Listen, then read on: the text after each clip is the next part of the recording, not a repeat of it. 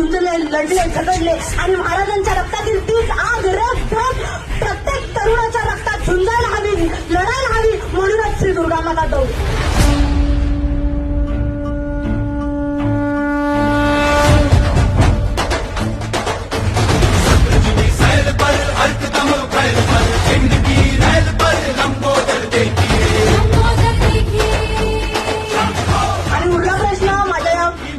मैत्रिणींचा आणि स्त्रियांचा.